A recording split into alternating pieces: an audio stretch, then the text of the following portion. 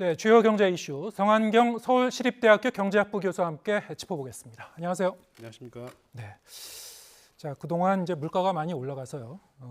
대규모 자금 투입을 정부가 했었는데, 자, 그러다 보니까 사과나 배 같은 과일값은 조금씩 떨어지는가 했는데 이 양배추 같은 채소 가격이 다시 이제 올라가고 있다고요. 자, 그래서 이걸 가리켜서 두더지 잡기 게임 같다, 그런 표현까지 나오고 있는데요. 자, 지금 상황 어떻게 보고 계십니까?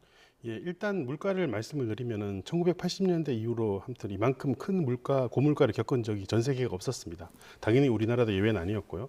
미국이나 유럽 국가들은 더 큰 물가 상승률을 높였는데 우리나라 같은 경우에서는 거기보다는 좀 낮은 편이고 OECD 평균에 비해서 낮은 편이지만은 지금 말씀드린 것 같이 농수산품 특정 품목에 대해서는 굉장히 높게 나타나고 있는 게 사실입니다. 그래서 정부에서는 그런 품목을 타겟해 가지고 이제 가격을 낮추려고 노력을 하는 것인데, 그래서 정부에서 긴급 이제 가격 안정 자금들을 집중적으로 투입을 했는데 이제 그게 완벽하진 않고 빈 곳이 좀 생기는 것이죠. 그 이제 하나의 예가 지금 말씀하신 그 양배추 같은 가격으로 볼 수 있고요. 그래서 이거를 당장 지금 정부가 할 수 있는 것은 이 정도 지원 외에는 딱히는 없는 것 같습니다. 네. 왜냐하면 당장 공장에서 양배추를 당장 만들어낼 수도 없고요. 농산물이란 것은 시간이 좀 걸리는 것이기 때문에 어쨌든 작황이 다시 개선되거나 아니면 새로운 농작물이 나올 때까지 이제 정부의 재정을 통해서 어떤 가격 안정화를 유지하다가 새로운 농산물이 시장에 나오게 되면 그때는 자연스럽게 시장 기능에 의해서 조정하려는 것이 정부의 목적이 아닐까 생각을 합니다. 예, 채소류가 좀 줄줄이 올라가는 것 같다. 그럼 이 부분에 대해서도 정부 입장에서는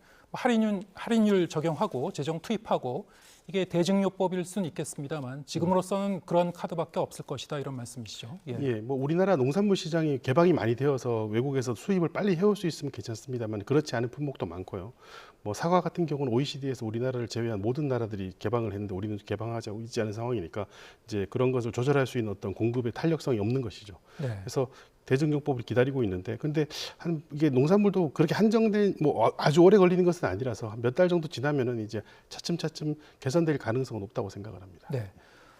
근데 사과, 배 같은 과일들도 소매가는 좀 내렸는가 했는데 이 도매 가격은 올랐다고 합니다. 이게 이제 할인율 지원 자체가 이제 소매가를 겨냥한 것이어서 그 한계가 있는 건가요? 아무래도 말씀하신 부분도 맞는 것 같고요. 예. 또 가격을 정부에서 지원을 한다 그러면은 또 납품하는 쪽에서도 봤을 때 가격을 의도적으로 높여서 할 수도 있겠죠. 네. 아무래도 그 공급업자들 입장에서 어느 정도 시장 지배력을 가지고 있다고 생각하면은 가격을 높이더라도 소비자 입장에서는 어차피 할인 쿠폰이 적용돼서 조금 싸게 나오니까 계속 가격을 좀 높이려는 기회를 만들어낼 수도 있다고 생각을 합니다. 그래서 예.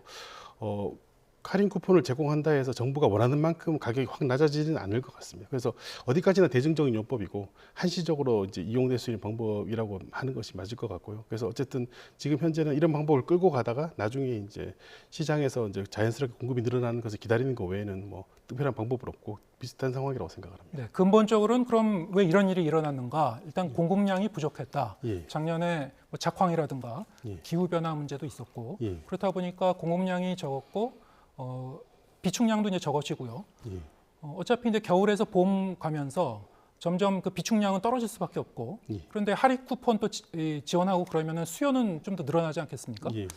그래서 이래저래 가격 문제는 계속 안고 갈 것 같은데 예. 핵과일이 나올 때까지는 어느 정도 좀 견뎌야 되는 겁니까? 지금 상황은? 지금 상황에서 좀 그렇고요. 말씀하신 것처럼 작년에 사과를 예를 들자면 작년에 비해서는 재작년에 비해서 작년에 작황이 25% 정도 줄어들었고 예. 비축량은 한 31% 정도 줄어들었다고 합니다. 그러니까 당연히 이제 가격이 올라가는 부분이고요.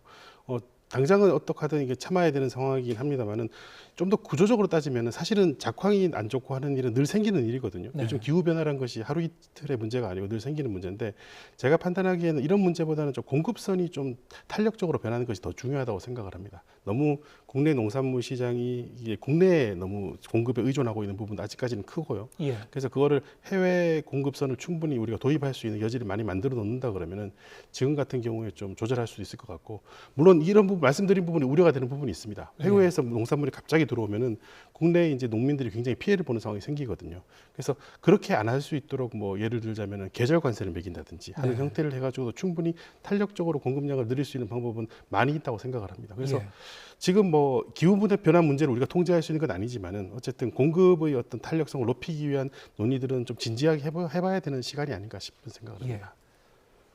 그런데 이제 수입선을 좀 더 늘리거나 다변화하는 문제도 이를테면 과일 같은 경우에 그럼 당장 사과도 수입할 것인가 뭐 이런 문제도 이제 있고요. 뭐 여러 가지 이제 논쟁적인 사안이 되겠습니다만 그리고 이제 관세율을 조정해서 이제 수입 과일을 늘린다든가 이런 부분도 있습니다만 또 그 이 수입이 많이 되는 그런 그 수입 과일이 그러면 사과나 배를 대체할 것인가 이런 부분도 사실 완전히 대체할 수는 없는 부분이 있어서 여러 가지로도 뭐 정부도 이제 고민이 많을 것 같습니다.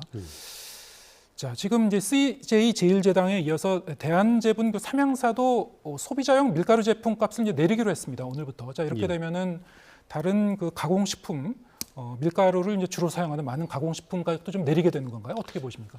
사실 그렇게 되는 것이 굉장히 당연한 결과인데 네. 이제 사실은 좀 그렇지 않은 부분이 없잖아 있는 것 같습니다. 지금 CJ 제일제당에서나 뭐 대한제분이나 삼양사에서 6% 정도 가격을 낮추자 이런 얘기를 하고 있기도 하고 또 실제로 가격 인하 폭을 발표 안 한 곳도 있긴 합니다. 근데 이게 스스로 했다기보다는 정부의 어떤 요구에 의해서 한 것인데요.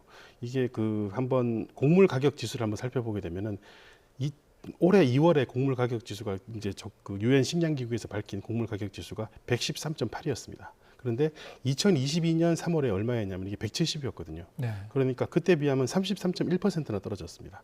곡물 가격이 많이 떨어진 거죠. 근데 곡물 가격이 떨어졌지만 전혀 가격을 움직이고 있지 않다가 정부에서 압박을 하니까 이제 조금 낮춘 5%, 6% 정도 낮춘 상황이고요.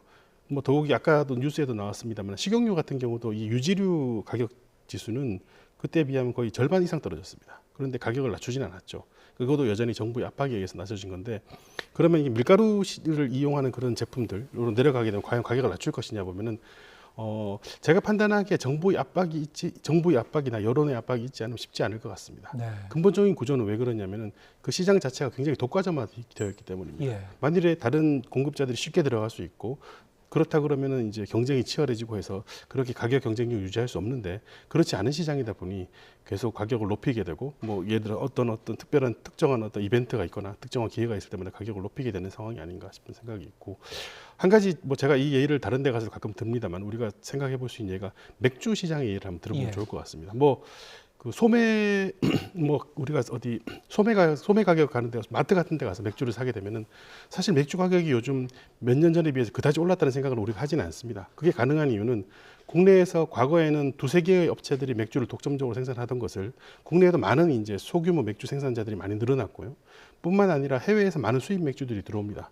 그러다 보니 가격 경쟁이 자연스럽게 일어날 수밖에 없으니까 그래도 안정되는 가격을 어느 정도 유지하고 있는가 싶은 생각을 하고 있습니다. 그래서 어쨌든 이 독과점 구조가 깨지지 않는 이상은 이것을 가격을 인하를 압박할 수 있는 수단은 거의 유일하게 정부의 압박이나 아니면 네. 여론을 이용한 소비자의 압박 이 정도 외에는 특별히 없지 않을까 싶은 생각을 합니다. 그렇군요.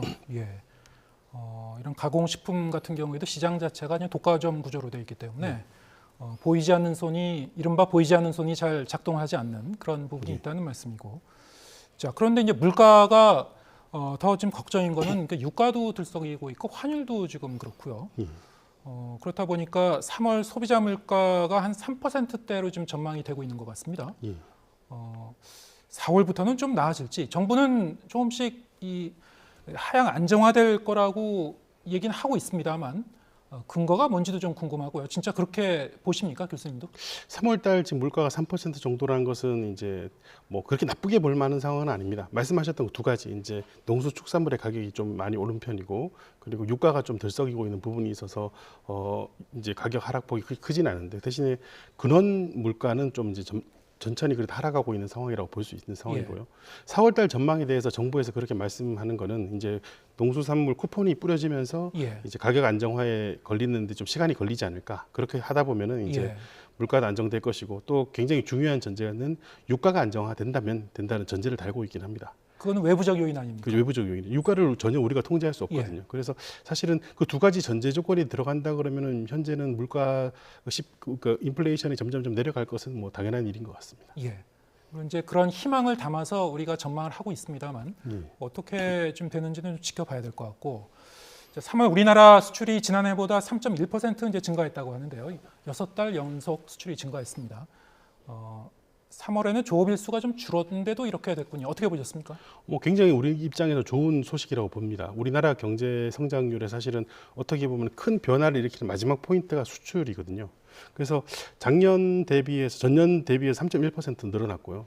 조업 일수가 말씀하신 것처럼 줄었는데도 늘어났고 조업 일수만을 계산해서 보게 되면 일평균으로는 9.9% 정도 올라서 네. 굉장히 많이 늘었기 때문에 우리 입장에서는 지금 여러 가지 경제가 어려운 상황에서도 굉장히 좋은 긍정적인 소식이 아닌가 생각을 합니다. 예. 전반적으로 IT, 특히 반도체가 수출을 견인하고 있는 그런 양상인데 예. 그 부분은 뭐 굉장히 그 좋은 소식 같고 뭐 5달 연속 이제 성장을 하고 있으니까요. 근데 반면에 자동차는 좀 줄어들고 있고 예. 부문별로 좀 다르긴 한데요. 예. 전반적으로 지금 어떻게 보고 계신지요? 전반적으로 보기에는 말씀하신 것처럼 반도체 부분이 좋고요. 반도체 외에도 디스플레이나 컴퓨터, 무선 통신기기 같은 부분에서 거의 두 자릿수 성장을 계속 한 편이 있습니다.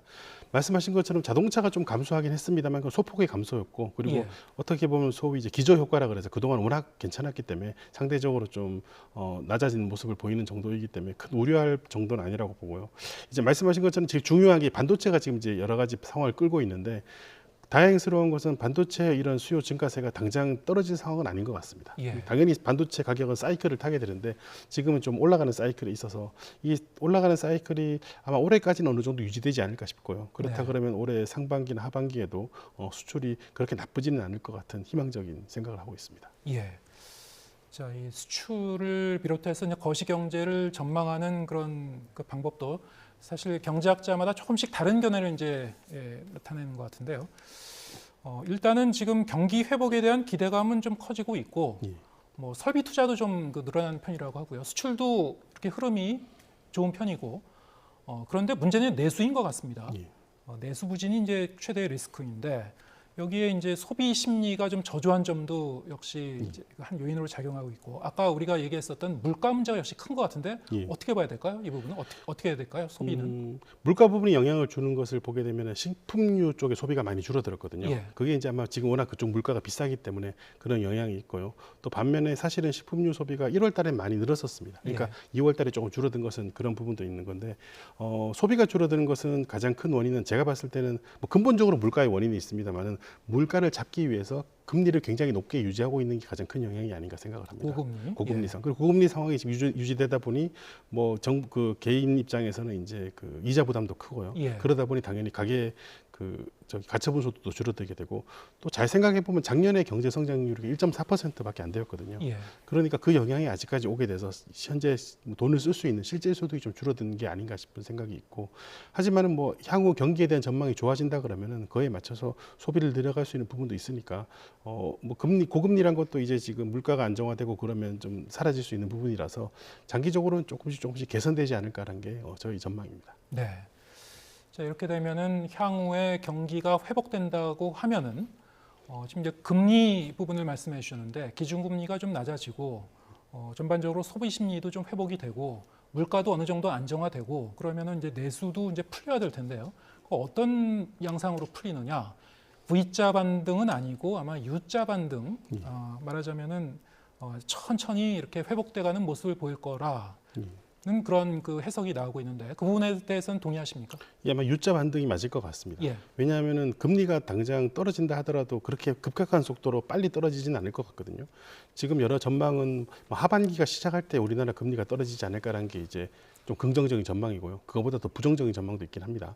그러면은 그 금리가 떨어짐으로써 말씀하셨던 것처럼 소비가 좀 이게 상승된다든지 이런 부분도 생산도 더 박차를 가해서 늘어나는 부분이 생길 거긴 할 건데 그게 당장 일어날 일은 아니기 때문에 그 뭐 V자보다는 이제 U자 형태의 그 경기 회복이 훨씬 더 맞는 것 같고 또 꼭 V자 형태의 경기 회복이 맞다는 보장도 없습니다. 왜냐하면 V자 회복의 경기 회복이 일어난다는 얘기는 거의 확실하게 물가 상승도 견인해서 물가 상승을 견인할 가능성도 굉장히 크거든요. 현재 상황에서는. 그래서 U자 회복이 어떻게 보면 장기적으로 봤을 때 우리 경제에는 더 바람직할 수도 있다고 저는 생각을 합니다. 네. 자, 이 얘기도 해보겠습니다. 지금 총선을 앞두고 부가가치세를 조정하는 그런 이슈가 제기된 게 있었습니다.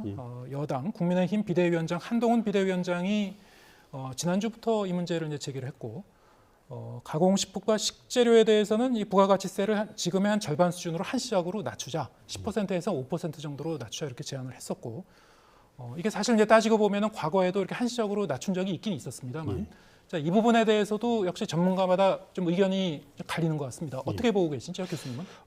작년 2022년 5월달에 단순 가공식품 부가가치 한시 면제한 적이 있습니다. 그 정도 면제는 시행령으로도 가능을 하기 때문에 일부 품목에 대해서 했었는데요.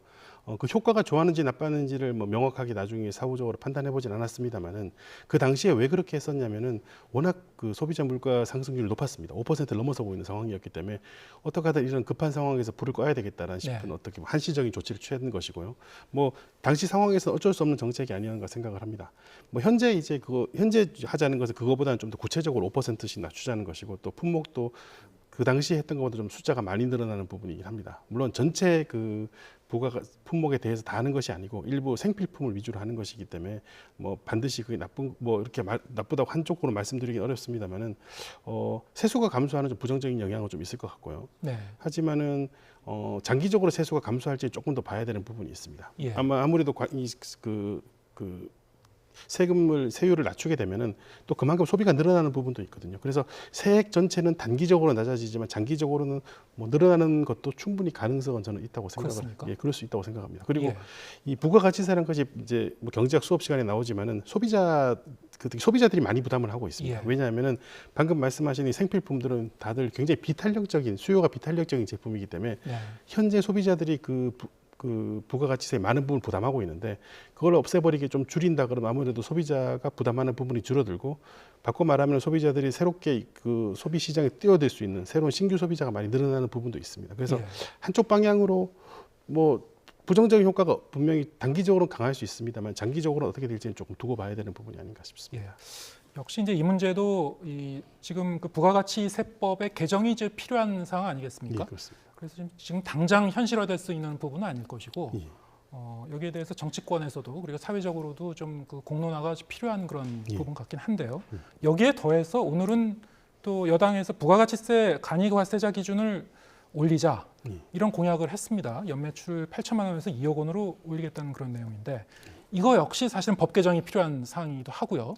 말씀하신 대로 이 소비자 입장에선 사실 뭐 마다할 이유가 없고 그 사업자 입장에서도 뭐 유리해지는 그런 부분이 있고, 근데 문제는 세수라든가 기본적인 이 세제의 기본 틀을 이렇게 흔드는 것이 맞는가? 여기에 대해서는 문제 제기가 좀 있을 것 같고요. 어떻게 보고 계신지요? 뭐 세제의 기본 틀은 흔들 수는 있습니다. 하지만 이제 급하게 하면 안 되고 신중한 고려가 필요하고 말씀하신 것처럼 이게 지금 이제 그런 선언을 했으면은 앞으로 뭐 선거가 끝나고 국회가 논의하는 과정에서나 그다음에 정부와 같이 논의하는 과정에서 충분히 정확한 방향을 찾아야 될 것으로 저는 정확한 방향뿐만 아니라 어느 정도의 크기로 할 것인지에 대해 찾아야 된다는 생각은 분명히 있고요. 현재 이제 2억 원까지 이제 기준을 높이는 것은 법 개정이 필요하긴 합니다만은 올해 2월 달에 이거를 1억 400만 원까지 조정하는 것을 정부에서 발표한 적이 있습니다. 그래서 그거는 법 개정이 필요하진 않다고 그러더라고요. 그래서 현재 상황에서 일단 정부에서 하기로 한 것은 7월 달부터는 이제 1억 400만 원까지 면세 이제 간이 그걸 빼주자라는 생각을 하고 있고요. 이제 근데 한동훈 위원장께서 말씀하신 정도까지 하려면은 정말로 법 개정이 필요하다는 상황이고 또 단기적으로 봤을 때 지난 2020년에 비슷한 정책을 한 적이 있었거든요. 해보니까 그때 이제 세수 감소가 실제로 확인되긴 했었습니다. 그래서 세수 감소 부분은 단기적으로 어쩔 수 없이 안고 가야 되는 부분이니까 그걸 정말 감내할 것인지 아니면은 또 감내 안 할 것인지는 어느 사회적인 합의가 굉장히 필요한 부분이 아닌가 생각합니다. 그 세수가 어느 정도 줄어들 것인가 이것도 그러면은 시뮬레이션을 해본다든가 중장기적으로 그렇게 연구된 바가 있습니까? 아직 뭐 그렇게 구체적으로 현재 방안에 대해서 연구된 바가 있는지는 뭐 정확하게 모르겠습니다만은 어느 정도 과거 경험치에 의해서 예측은 충분히 할 수 있다고 생각합니다. 알겠습니다. 오늘 말씀 여기까지 듣겠습니다. 성한경 서울시립대학교 경제학부 교수와 함께했습니다. 고맙습니다. 감사합니다.